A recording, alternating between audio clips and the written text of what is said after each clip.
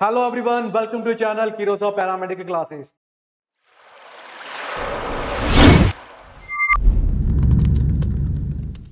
तो dear students, I hope आप सब की एनएचएम में अंदर लैब टेक्नीशियन की जो वैकेंसी निकल चुकी है, जो 414 जो पोस्ट है, उसके लिए किरोसा पैरामेडिक क्लासेस कंटिन्यूसली आप लोगों के लिए एक बहुत बेहतरीन प्रीवियस ईयर के एमसीक्यूज क्वेश्चन लेके आ रही है। आप सभी का प्यार, आप सभी का रेस्पॉन्स बहुत अच्छे मिल रहे हैं ईच हमारे वीडियो पे। उसी कड़ी को आज जोड़ते हुए आप लोगों के सामने मैं कुछ ब्लड के एमसीक्यूज लेके आया हूं, जो आपके अपकमिंग एग्जाम के लिए बहुत ज्यादा इंपॉर्टेंट रहने वाले हैं। तो इस वीडियो को अंत तक देखना ना भूलें। साथ ही साथ अगर आपने चैनल को लाइक, शेयर एंड सब्सक्राइब नहीं किया है तो फटाफट लाइक, शेयर, सब्सक्राइब कर दीजिए। बेल आइकन दबाना बिल्कुल भी मत भूलना डियर। तो ऑल माई लैब टेक्नीशियंस, अगर आपको किसी भी तरह की क्वेरी है रिगार्डिंग पैरामेडिकल तो हमारे व्हाट्सएप नंबर 8502065080 पे आप हमें कॉल कर सकते हैं या डायरेक्टली डीएम कर सकते हैं। अगर आपने किरोसा एकेडमी ऐप डाउनलोड नहीं की है तो प्ले स्टोर में जाएं, किरोसा एकेडमी ऐप है, वहां पे क्या करें, डाउनलोड करें, जहां पे आपको किरोसा पैरामेडिकल क्लास मिलेगी और तमाम सारे कोर्स वहां पे अवेलेबल मिलेंगे। यस, तो नेक्स्ट हमने क्वेश्चन नंबर फर्स्ट आ चुका है कि which WBC type is least commonly seen in normal DLC? Okay, सामान्य डीएलसी। तो डीएलसी होते हैं, है ना, ल्यूकोसाइट्स काउंट। तो डीएलसी में कौन डब्ल्यूबीसी प्रकार सबसे कम देखे जाते हैं? डीएलसी में सबसे कम कौन से व्हाइट ब्लड सेल्स दिखाई देती है? लिम्फोसाइट्स, न्यूट्रोफिल्स, बेसोफिल्स और मोनोसाइट्स। तो ध्यान रखना, अगर मैं डीएलसी काउंट के बारे में बात करता हूं तो डीएलसी काउंट के अंदर सबसे कम बेसोफिल्स आपको क्या होती है, दिखाई देती है। तो जनरली 0 to 1% होती है। कितनी होती है सर? 0 to 1% रहती है। चले नेक्स्ट क्वेश्चन पढ़े, आंसर दें क्या कह रहा है। नेक्स्ट स्क्रीन पे आपके सामने आ चुका है, क्वेश्चन पढ़े।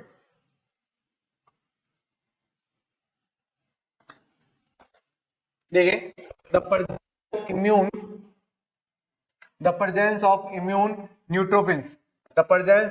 neutrophils in blood usually indicates रक्त में प्रतिरक्षा न्यूट्रोफिल्स की उपस्थिति आमतौर पर संकेत देती है। किसका संकेत देती है sir? The presence of immune neutrophils, है ना, ब्लड में जो प्रतिरक्षा न्यूट्रोफिल्स की उपस्थिति आमतौर पर किसका संकेत देती है? नंबर ए, एक्यूट बैक्टीरियल इंफेक्शन का। नंबर बी, क्रॉनिक इंफेक्शन का। नंबर सी, पैरासाइटिक इंफेक्शन का। और नंबर डी, एलर्जिक रिएक्शन का।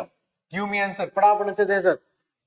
ब्लड के अंदर, यस, ब्लड के अंदर जो इम्यून न्यूट्रोफिल्स है वो सबसे पहले किसको इंडिकेट करती है? तो न्यूट्रोफिल्स हमेशा बैक्टीरियल जो इन्फेक्शन होता है ना, जो बैक्टीरिया द्वारा जो इन्फेक्शन होता है उसको हमेशा क्या करती है सर? सबसे पहले इंडिकेट करती है। तो एक्यूट जो इन्फेक्शन होते हैं, एक्यूट मेनली बैक्टीरियल जो इन्फेक्शन होते हैं उसके प्रति क्या करती है सर? इंडिकेट, रेस्पॉन्स देने का क्या करती है, काम करता है। कौन? न्यूट्रोफिल्स। नेक्स्ट क्वेश्चन पढ़े। यस, एंड इंक्रीज, क्या कह रहा है क्वेश्चन? क्वेश्चन ये कह रहा है कि and increase lymphocyte count with decrease neutrophils is often seen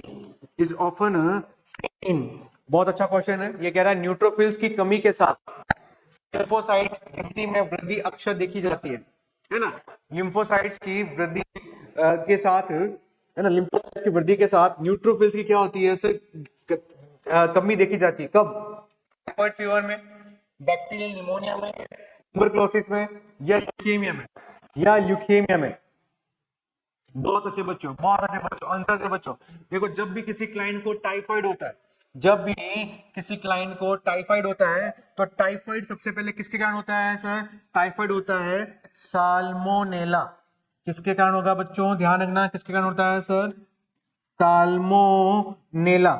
salmonella एक टाइफी नाम का ऑर्गेनिज्म होता है, उसके द्वारा क्या होता है? टाइफाइड होता है। दूसरी बात, जब भी टाइफाइड होगा तो उस दौरान हमेशा जो हमारे क्लाइंट के न्यूट्रोफिल्स है वो न्यूट्रोफिल्स काउंट हमेशा क्या हो जाता है सर? कम हो जाता है। हमेशा न्यूट्रोफिल्स काउंट क्या हो जाता है सर, कम हो जाता है। हमेशा न्यूट्रोफिल्स काउंट क्या हो जाते हैं, कम हो जाता है। अगर मैं बैक्टीरियल की बात करता हूं, अब अपन अदर बात करते हैं। अगर मैं बैक्टीरियल निमोनिया के बारे में बात कर रहे हैं, तो बैक्टीरियल निमोनिया के अंदर हमेशा क्या होता है, न्यूट्रोफिल्स काउंट। कौन सर, न्यूट्रोफिल्स। न्यूट्रोफिल्स हमेशा क्या होते हैं, बढ़ जाता है, न्यूट्रोफिल्स काउंट बढ़ जाते हैं, तो भैया ये नहीं होगा। अगर मैं टीबी की बात करता हूं, ट्यूबरक्लोसिस की बात करता हूं, तो ट्यूबरक्लोसिस के अंदर क्या होता है, लिम्फोसाइटोसिस। लिम्फोसाइटोसिस, लिम्फोसाइट्स यहाँ भी क्या हो जाते हैं, बढ़ जाते हैं सर, तो भैया ट्यूबरक्लोसिस भी नहीं होगा।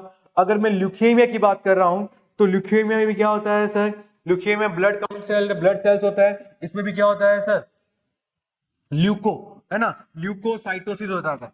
क्या हो जाता है, ल्यूकोसाइटोसिस हो जाता है, ये भी नहीं होगा। लेकिन अगर मेरे किसी क्लाइंट को टाइफाइड होता है, टाइफाइड में न्यूट्रोफिल्स काउंट हमेशा क्या होते हैं, बढ़ते हैं। बाकी जितने भी कंडीशन होते हैं, उन कंडीशन में क्या होता है, न्यूट्रोफिल्स काउंट है वो क्या होता है, बढ़ने का काम करते हैं। क्या करते हैं सर, बढ़ने का काम करते हैं। क्लियर, यस या नो? तो यहाँ पे क्या रहेगा सर, यहाँ पर ए ऑप्शन है वो क्या रहेगा सर, करेक्ट आंसर रहेगा। नेक्स्ट क्वेश्चन बढ़े। व्हाट मीन कॉर्पस वॉल्यूम, है ना, मेजर मीन कॉर्पुलस वॉल्यूम का मापन क्या है सर, क्या मापता है? Number A, haemoglobin concentration in blood. Number B, average volume of a single RBC cell. Number D C, total number of RBC. और number D, RBC surface area. Mean mean corpuscular, mean corpuscular जो volume है ना, वो किसको major करता है, किसको major करता है? Give me answer, give me answer बच्चों। तो सबसे इंपॉर्टेंट और सबसे बेहतरीन बात, अगर मैं किसके बारे में बात कर रहा हूं सर, अगर मैं बात कर रहा हूं किसके बारे में सर, मीन कॉर्पुक्यूलर, अगर मैं कॉर्पिकुलर वॉल्यूम के बारे में बात कर रहा हूं, जिसको अपन क्या बोलते हैं, एमसीवी कहते हैं। क्या कहते हैं सर, एमसीवी कहते हैं। और ये एमसीवी हमेशा क्या काम करती है सर, ये क्या काम करती है, ये काम करती है average average size average size of RBC, है ना, average size of RBC. RBC का जो एवरेज साइज है उसको वहां पे क्या करते हैं, रिप्रेजेंट करती है। और रिपोर्ट किसमें करेगी, और किसमें रिपोर्ट करेगी सर, रिपोर्ट किसमें करेगी, फीमेटोलीटर्स में, फीमेटोलीटर्स। एफएल में क्या करेगी सर, इसको रिपोर्ट यूनिट इसको देखी जाता है। तो ये में से क्या काम करता है सर, हमेशा क्या काम करता है सर, हीमोग्लोबिन कंसंट्रेशन में रोल करेगा। देखो हीमोग्लोबिन कंसंट्रेशन में हमेशा, हीमोग्लोबिन अगर कंसंट्रेशन की बात करता हूं, तो हीमोग्लोबिन कंसंट्रेशन हमेशा कौन करता है सर, एमसीएचसी। कौन करेगा sir, MCHC, mean corpuscular haemoglobin concentration. Mean corpuscular haemoglobin concentration करता है, तो बच्चा ये नहीं होगा, है ना। टोटल डब्ल्यूबीसी आरबीसी काउंट नहीं होगा सर, ये हिमेटोपोइटिन होता है सर, है ना। आरबीसी सरफेस एरिया नहीं करेगा, तो कौन करेगा बच्चा, average volume of single blood cell, average volume of single red blood cell है वो मीन कॉर्पुलस वॉल्यूम को क्या करता है, मापने का काम करता है। वो लीटर होती है, क्या होती है बच्चा, फीमेटोलीटर होती है। ओके क्लियर, चलिए नेक्स्ट क्वेश्चन पढ़े, आंसर दें क्या कह रहा है। नेक्स्ट क्वेश्चन पढ़े, आंसर दें क्या कह रहा है। नेक्स्ट स्क्रीन पे सामने आ चुका है क्वेश्चन पढ़े। क्या बोला है, cryostat is used in histopathological for. सबसे पहले क्रिप्टोस्टेट क्या होता है, फ्रोजन टिश्यू, फ्रोजन के लिए हम लोग क्या करते हैं, क्रिप्टोस्टेट यूज करते हैं। का उपयोग हिस्टोपैथोलॉजी में किसके लिए किया जाता है, right. Number A, embedding the tissue in the paraffin, paraffin में उत्तक को इम्बेड फिक्स करने में करते हैं। Number B, staining paraffin section, staining में किया जाता है, कलर में किया जाता है। Number C, dehydrating tissue, tissue को डिहाइड्रेट निर्जलीकरण में किया जाता है। और number D, rapid section of fresh tissue at low temperature, कम तापमान पर ताजा उत्तकों का तेजी से सेक्शन करने में क्या होता है, इसका रोल।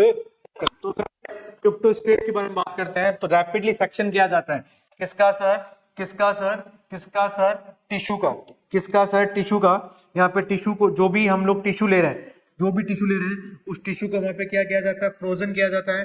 और -20 टू -30 डिग्री पे क्या करते हैं, इसका इसका क्या करते हैं सर, फ्रोजन करते हैं, और फ्रोजन करने के बाद इनकी स्लाइड काटते हैं, वो 8 to 4 माइक्रोमीटर है ना। माइक्रोमीटर में क्या होता है, इनकी क्या की जाती है, टिश्यू की क्या की जाती है सर, स्लाइड काटते हैं, फिर उसके बाद क्या करते हैं, उसको माइक्रोस्कोप से क्या होता है देखा जाता है। तो रैपिडली करने के लिए हम लोग क्या करते हैं, क्रिप्टो स्टेट है वहां पे क्या क्या जाता है, इसका यूज किया जाता है। क्लियर। चलिए नेक्स्ट क्वेश्चन बड़े आंसर दें, क्या कह रहे हैं। नेक्स्ट स्क्रीन पे सामने what is the usual temperature range in crypto state, अभी बता दिया है ना। क्रिप्टो स्टेट सामान्य कितना तापमान रखा जाता है सर, क्रिप्टो स्टेट में सामान्य कितना तापमान रखा जाता है, -10 to -20, 0 to -5 degree Celsius, -60 to -80 at room temperature, जो कितना होता है 20 सेल्सियस होता है। बताएं बच्चों।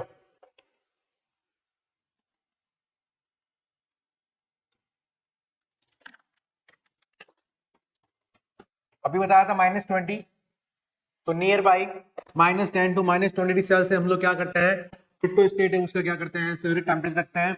वो इसी टेम्परेचर टिश्यू एकदम क्या होते हैं, फ्रोजन हो जाते हैं, फिर उनकी पतली पतली स्लाइड्स करते हैं, फिर उसको स्कैनिंग करते हैं, फिर माइक्रोस्कोप से देखा जाता है। ये तमाम किसके अंदर पड़ते हैं, हिस्टोपैथोलॉजी। आप सभी ने सेकंड ईयर के अंदर सब्जेक्ट है हिस्टोपैथो, उसके अंदर आप सबने पढ़ा होगा। क्लियर। चले नेक्स्ट क्वेश्चन आंसर दें, क्या कह रहा है। नेक्स्ट स्क्रीन पे आपके सामने आ चुका है, आंसर दें। Frozen section is commonly used in which of following clinical scenario, clinical scenario निम्नलिखित में से किस क्लिनिकल सिनेरियो में फ्रोजन सेक्शन का सामान्यतः उपयोग किया जाता है सर, सामान्यतः उपयोग किया जाता है सर, बताएं। Frozen section is commonly use in which of clinical scenario, कहां यूज करते हैं, इमीडिएटली किया जाता है for the examination of, for the examination for the examination of benign and malignant cancer. Benign और मैलिग्नेंट कैंसर में हम लोग क्या करते हैं, इमीडिएटली क्या करते हैं, यूज करते हैं ड्यूरिंग सर्जिकल प्रोसीजर। तो यहाँ पे ध्यान रखना कब करते हैं, ऑटोप्सी डायग्नोसिस में किया जाता है, इमीडिएट इंट्रा ऑपरेटिव डायग्नोसिस में किया जाता है, रूटीन ट्यूमर ग्रेडिंग में किया जाता है, या ब्लड स्मीयर में किया जाता है। तो जब भी हम लोग फ्रोजन सेक्शन करते हैं, ये इंट्रा ऑपरेटिव ड्यूरिंग सर्जरी, जब सर्जरी कर रहे हैं उसी दौरान सर्जन द्वारा क्या होता है, किया जाता है, इमीडिएटली पता लगाया जाता है कि जो टिश्यूज है वो बिनाइन है कैंसर वाला है या मैलिग्नेंट कैंसर द्वारा है। इसके लिए फ्रोजन सेक्शन जो टेक्निक्स है वो यहाँ पे क्या की जाती है, यूज की जाती है। नेक्स्ट देखिए sir, a major disadvantage frozen section, disadvantage, demerits, disadvantage की बात करें, डीमेरिट्स की बात कर रहे हैं कि सबसे इंपॉर्टेंट डिसएडवांटेज है वो क्या रहेगा सर इसका। नंबर 1 टाइम कंज्यूमिंग, सब में लेने की प्रक्रिया, नो भैया, इसमें मिनिमम जो टाइम होता है वो 15 से 30 मिनट लगता है सर, टाइम तो कंज्यूम होता ही नहीं है sir. Number B loss of antigenetic, गुणवत्ता लॉस होता है, नो फ्रोजन हो चुका है तो गुणवत्ता लॉस होने के चांसेस ही नहीं है। उसके साथ उसको वहां पे कहां रख देते हैं सर, फॉर्मेलिन में भी वहां पे रखा जाता है, तो ये भी नहीं होगा। C inability to perform the special stain, staining की बात करते हैं तो यहाँ पर हीमोस्टेन या इयोसिन स्टेन है वो यूज किया जाता है। अगर हीमोस्टेन से देखते हैं तो इसमें इसका जो न्यूक्लियस है वो ब्लू कलर का दिखाई देता है, और इयोसिन करेंगे तो इसका जो साइटोप्लाज्मा है वो पिंक कलर का आपको क्या होगा सर, दिखाई देगा। तो ये भी नहीं होगा, तो क्या होगा, poor morphology detail compared to the paraffin section. ध्यान रखना, पैराफिन सेक्शन की तुलना में इसकी जो मॉर्फोलॉजी है उसकी गुणवत्ता है वो बहुत क्या रहेगी, कम रहेगी, क्योंकि इमीडिएटली हम लोग क्या कर रहे हैं। तो ये सबसे इंपॉर्टेंट क्या है, इसका डिसएडवांटेज है। क्या है सर बच्चा, इसका डिसएडवांटेज है। चलिए नेक्स्ट क्वेश्चन बढ़े सर, नेक्स्ट क्वेश्चन बढ़े, आंसर क्या कह रहा है। नेक्स्ट कह रहा है the most commonly used routine stain histopathology, histopathology में सबसे अधिक सामान्य रूप में उपयोग किए जाने वाला रूटीन स्टेनिंग कौन सा है। अब जब भी हम लोग हिस्टोपैथोलॉजी के अंदर फ्रोजन सेक्शन करते हैं तो मोस्ट कॉमन जो स्टेनिंग है, अभी बताया था कौन सा करते हैं सर, पास करते हैं, नो, जिम्सा करते हैं, नो, क्या करते हैं सर, हिमेटोटैक्सिलिन और इयोसिन। हिमेटोटैक्सिलिन यूज किया जाता है, ये हर प्रकार के टिश्यू को स्टेनिंग करने में यूज करते हैं। जब इसके द्वारा जो न्यूक्लियस है वो किस कलर का दिखेगा, ब्लू कलर का, इसके द्वारा जो साइटोप्लाज्म है दिखेगा सर पिंक कलर का। ये एग्जाम में बहुत पूछा, नोट डाउन कर लेना बच्चों। क्लियर? चले नेक्स्ट क्वेश्चन पढ़े। यस, ये देखो क्वेश्चन भी आ गया। In H staining haematoxylin stain which part of the cell. बहुत अच्छा, हिमेटोटैक्सिलिन कोशिका किस भाग को रंगता है sir? Number A nucleus blue, cytoplasm blue, nucleus pink, cytoplasm red. अभी बताया था हिमेटोटॉक्सिस्टेन क्या करता है? न्यूक्लियस करता है कौन से कलर का सर? ब्लू कलर का। और इयोसिन है वो साइटोप्लाज्म को पिंक कलर का क्या करता है? काम करता है। पिंक कलर का यहाँ पे क्या करेगा सर? काम करेगा। क्लियर? चलो नेक्स्ट क्वेश्चन पढ़े, आंसर दे।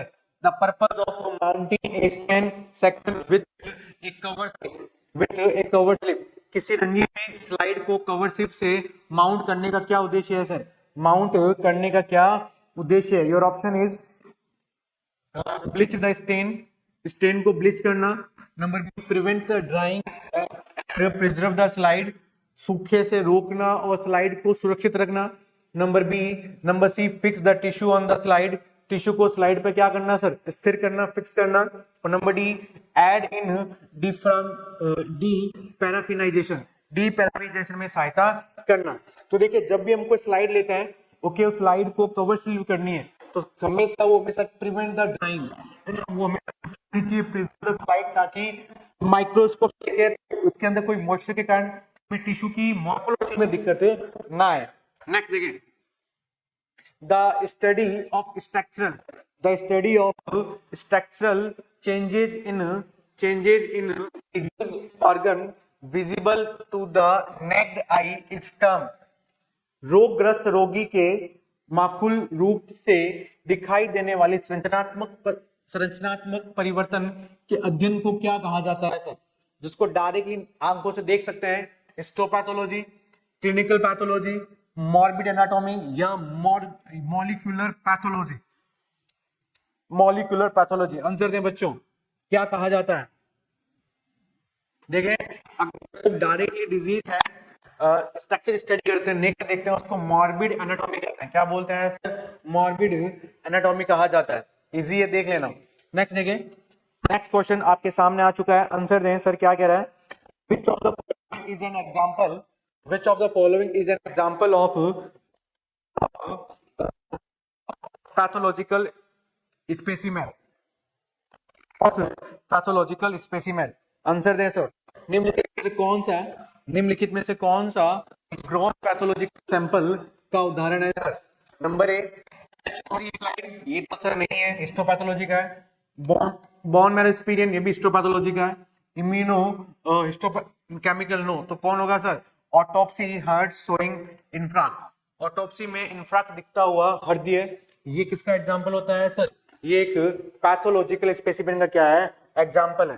क्लियर? नेक्स्ट देखिए सर क्या कह रहा है। नेक्स्ट आपके सामने आ चुका है आंसर। द टर्म ऑटोप्सी बोल दो या बायोप्सी बोल दो, ऑटोप्सी बोल दो या बायोप्सी बोल दो, एक ही बात है। तो जो बायोप्सी है इज रेफर, सबका क्या अलग है मीनिंग?